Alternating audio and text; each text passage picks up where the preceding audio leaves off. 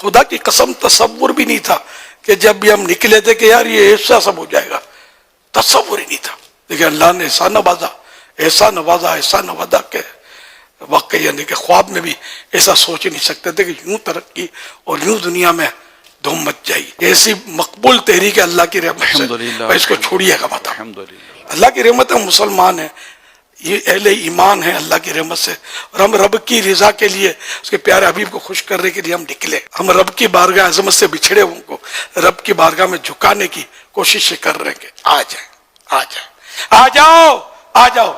دعوت اسلامی آپ کی آ جاؤ اور اس میں شامل ہو جاؤ. انشاءاللہ دنیا کا بھی سکون ملے گا اور قبر کا بھی چین ملے گا اور آخرت میں بھی راحت نصیب ہوگی انشاءاللہ، اور جنت کی نعمتیں بھی ملیں گی انشاءاللہ الکریم. ہر دعوت اسلامی والا اور والی جو ہے، جو آئندہ آئے گا، اے اللہ پاک ان سب کی فائنل مغفرت فرما. آمین آمین. ان سب کے صدقے مجھ گناہگاروں کے سردار کو بھی فائنل بخش دے. حتمی مغفرت سنا ہوگا، فائنل بے سبب بے حساب اللہ کریم ہم کو بخش دے. بس بیڑا پار ہے. کبھی بھی میری دعوت اسلامی کو چھوڑنا مت. چھوڑو گے تو سمجھ اس وقت ہو سکتا ہے نہ بھی پڑے، لیکن شاید آپ بہت بڑا نقصان کر دو گے. بعضوں کو بعد میں بہت احساس بھی دیکھا ہے، ندامت بھی دیکھی ہے کہ یار ہم بہت دور چلے گئے، اب واپسی کیسے ہو.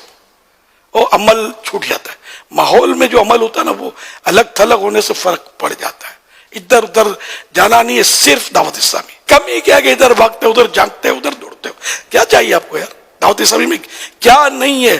نمازیں مل رہی ہیں، روزے مل رہے ہیں، سنتیں مل رہی ہیں، پیار مل رہا ہے، محبتیں مل رہی ہیں، عشق رسول کے بھر بھر کر جام پینے کو مل رہے ہیں.